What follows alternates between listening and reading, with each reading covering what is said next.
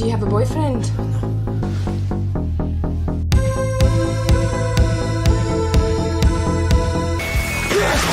The movie begins with a boy named Hal, who is staring at a picture of his late mother. He is deeply sad and withdrawn, living alone in a small treehouse far away from his father's home because he doesn't want to interact with his father's wife. After a while, Hal goes to talk to his sister, Lucy. He tells her that their father has invited them to a restaurant so they can have lunch together. When they arrive, their father's wife tells them that she plans to give their companies to them. Hal is shocked by what she says. He remembers that she used to be his father's secretary, implying that she only married his father because she was after his money. It's obvious that Hal hates her. When they return home, Hal begins writing everything that happens in his journal. He even writes that he wants to have a relationship with his father's wife. The next day, Hal's sister Lucy leaves to return to college. She leaves without saying goodbye. Hal runs after her car, hoping to stop her, but she ignores him and drives away. She knows that Hal would try to keep her from leaving, especially because she is the closest person to him since their mother's death. Later, Hal sits down with his father for lunch. His father's wife offers Hal a job so he can start working before beginning his studies. But Hal rejects her offer because he thinks she wants him out of the house so she can take control of his father's entire fortune. His father gets angry at him and tells him that he needs to start thinking about his future and stop living in grief over his mother's death. Hal becomes upset by his father's words, leaves him, and walks away. He then goes to the lake and finds the boat in which his mother drowned. Hal eventually returns home,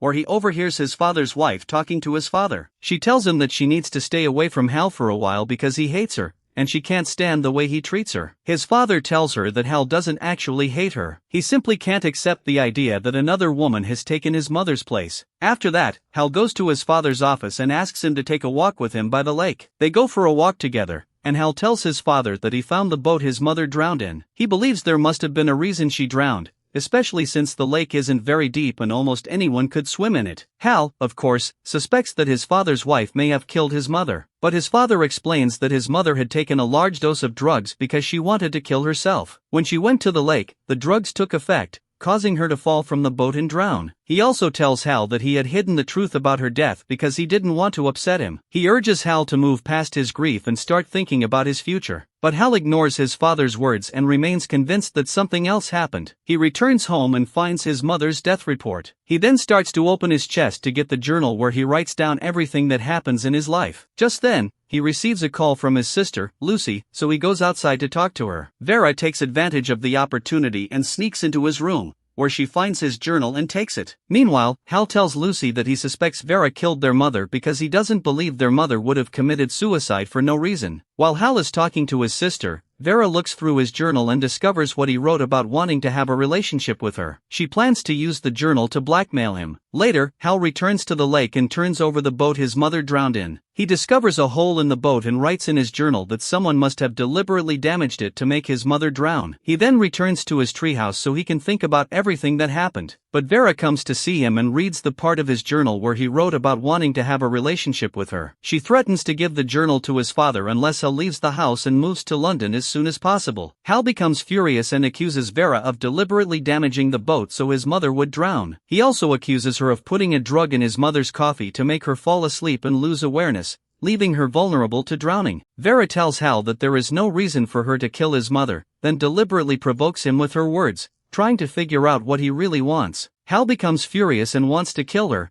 but in the end, he has a sexual encounter with her. Afterward, Vera tells him that he has to leave the next day. With no other choice, Hal is forced to travel to London. He is frustrated because Vera manipulated him until she finally got what she wanted. When he arrives in London, Hal is completely alone and depressed because he doesn't know anyone in the city. That night, he walks around by himself, trying to find somewhere to sleep. Eventually, the police approach him and ask where he is staying because he is still underage. Hal lies to them, telling them that he is staying in a student residence. But when he realizes they might discover the truth, he quickly runs away and escapes from them. He eventually makes it to a rooftop, where he finds an abandoned room and spends the night there. The next morning, Hal wakes up and sees a woman walking down the street who looks exactly like his mother. He follows her and watches her from a distance until she arrives at a hotel. There, he discovers that her name is Kate and that she works in the hotel's HR department. Hal follows her inside and can't stop staring at her because her appearance reminds him so much of his mother. He eventually approaches Kate and asks if she can help him find a job since she works in HR. Kate tells him that there are no available positions at the moment, but she gives him her business card so he can contact her later. Hal then asks her to help him, explaining that he has nowhere to sleep and that he is going through extremely difficult circumstances. Feeling sorry for him, Kate reluctantly agrees to help. She tells him that the only position currently available at the hotel is a kitchen assistant. Hal immediately accepts the job and promises that he won't let her down. It's clear that Hal also wants the job because it gives him a reason to stay at the hotel and see Kate every day. Kate takes him to the kitchen and introduces him to the head chef, who will be responsible for teaching him everything. The chef tries to train Hal, but he is clearly a domineering and demanding man who is never satisfied with anything Hal does. After finishing work, Hal leaves the hotel and follows Kate from a distance. He keeps watching her until he discovers that she is in a relationship with someone. Afterward, Hal returns to the hotel and looks at a picture of his mother. He is amazed by the striking resemblance between his mother and Kate. The next day, he goes to work and tries to adjust to his new surroundings so he can move forward with his new life. During his break, Hal talks to his chef about the job. The chef tells him that he is an energetic young man and that he is impressed with his work. But Hal isn't really paying attention to him at all. Instead, he is focused on Kate and carefully watching everything she does. After work,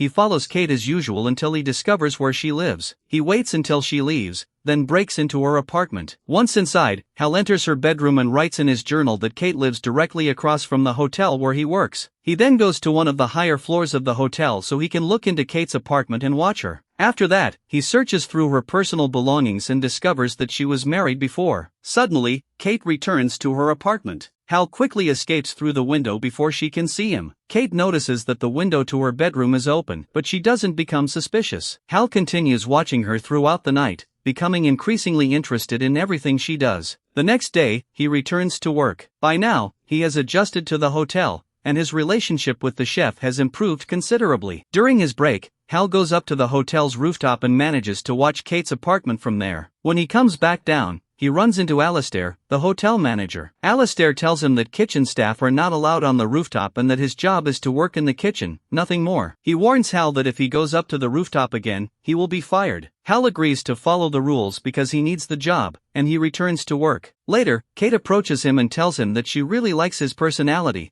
especially because he learned the job so quickly and is always full of energy. That night, Hal goes back up to the rooftop despite the manager's warning and begins watching Kate again through binoculars. Suddenly, he sees Alistair inside her apartment. Hal rushes back to his room to make sure he saw correctly. As he continues watching them, he discovers that Alistair is married and that his relationship with Kate is purely physical. He doesn't actually love her, and they aren't in a serious relationship. The next day, Hal goes to the police station and files a report against his father's wife, accusing her of killing his mother. The officer asks him what motive Vera would have for killing his mother. Hal explains that Vera used to be his father's secretary and that he believes she married him because she was after his properties and fortune. Hal leaves the police station feeling disappointed because the officer isn't convinced by his accusations. He returns to the hotel and, as usual, goes up to the rooftop. Unfortunately for him, Alistair sees him and realizes that Hal has been watching Kate. Alistair threatens to expose what Hal has been doing, but Hal turns the tables on him and threatens to tell Alistair's wife that he has been cheating on her with Kate. Alistair challenges him, saying that he has no proof. Hal becomes slightly nervous, but then tells him that he does have proof, the tattoo on Alistair's arm. Alistair loses his temper and fires Hal from the hotel. Later, Alistair returns to his apartment and is shocked to find Hal sitting there, playing with his wife and son. At first, Alistair thinks Hal has already told his wife everything, but he soon realizes that Hal hasn't told her anything. Instead, Hal has been waiting for him to sign a document allowing him to return to work. To prevent his wife from becoming suspicious, Hal tells her that Alistair fired him because he had fallen asleep at work and that he came to apologize and ask for his job back. With no other choice, Alistair signs the document. He is extremely frustrated by Hal's intelligence and the way he took advantage of the situation. The next day, Hal returns to work. Kate then summons him to her office. She tells him that she has recommended him for a room service position. It's a great opportunity because he will get to wear better clothes and earn twice his current salary. Hal accepts the new position,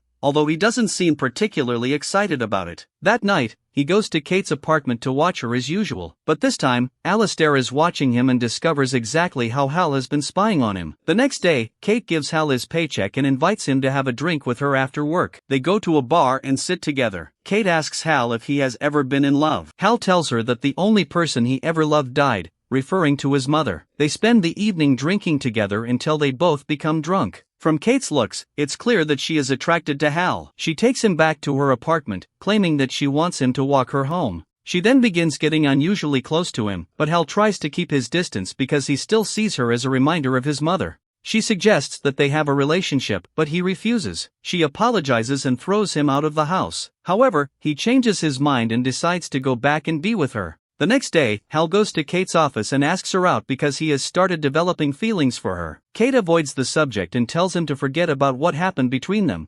explaining that they were both drunk and that it was a mistake. Hal apologizes and walks away. A short while later, one of his co-workers tells him that someone is waiting for him in room 405. Hal goes to the room, but he doesn't find anyone there. Suddenly, Kate arrives and tells him that they need to talk about what happened between them the night before. Hal tells her that he knows what happened was wrong and that she feels guilty about it. He then decides not to bring up the subject again because he doesn't want to make her uncomfortable. However, Kate gradually gets closer to him, and the two of them end up becoming intimate again. Afterward, they leave the room looking happy. Later, Kate is on her way home, and as usual, Hal is watching her from a distance. He notices Alistair trying to talk to her, but Kate ignores him and walks away. Hal follows her home. When Alistair continues bothering her, Hal climbs onto the rooftop of Kate's building to find out what is happening. He suddenly sees Alistair attacking Kate and hitting her because she has decided to end their relationship. Without hesitation, Hal climbs through the window and tries to pull Alistair away from Kate. Alistair realizes that Kate ended their relationship because of Hal. He then tells Kate that Hal has been watching her through the window the entire time and had been spying on them during their private moments. Kate is furious and throws Alistair out. Hal tries to explain himself, telling Kate that he watched her because he was attracted to her, partly because she looked so much like his mother. But Kate becomes even more upset and throws Hal out as well. The next day, Hal waits outside Kate's apartment until she returns from work. Kate completely ignores him and goes inside. A short while later, she comes back out and asks him what he wants. Hal tells her that he wants to apologize for what he did. He also reminds her that he was the one who saved her from Alistair. Kate eventually lets him into her apartment because she wants to hear his story and understand why he became so obsessed with her. Hal tells Kate the story of his mother's death and explains that he suspects his father's wife may have killed her. He then shows Kate a picture of his mother. Kate realizes how lonely he is and how much he still misses her. Hal asks Kate to wear his mother's dress because he wants to feel close to her memory. Kate puts on the dress, and without warning, Hal breaks down in tears. As time passes, Hal and Kate grow increasingly close and develop a strong emotional bond. Hal eventually returns to work. One of his co-workers approaches him and tells him that his father is waiting in the manager's office and wants to see him. He goes to meet him, only to be surprised when Vera, his father's wife, tells him that she is happy to see him again. Kate comes to support him,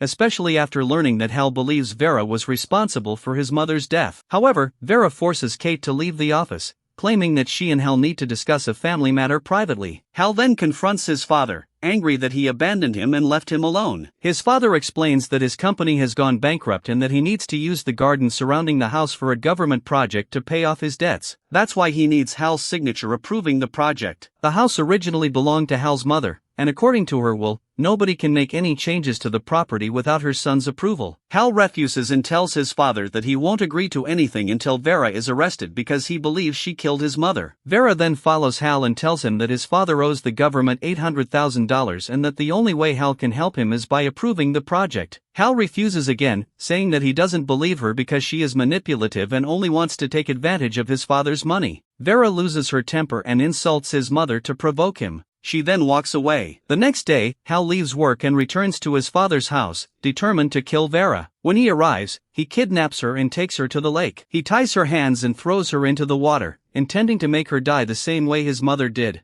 But the moment he turns away, something inside him breaks. He can't bring himself to leave her there. Overcome by his conscience and his kind heart, Hal rushes back into the water, pulling her out just in time and saving her from drowning. For the first time, Hal feels torn instead of relieved, realizing that revenge is not as simple as he thought. He then returns to Kate and tells her that he is going back to live with his father and that he has finally discovered the truth about his mother's death. Kate is happy for him and tells him that if he ever visits London again, he should come see her. Hal agrees, but he still can't bring himself to confess his feelings for her, partly because she is older than him and because her resemblance to his mother makes his feelings complicated. He says goodbye to Kate and leaves, and that's how the movie ends. If you enjoyed the movie, don't forget to leave a like and let us know what you think in the comments.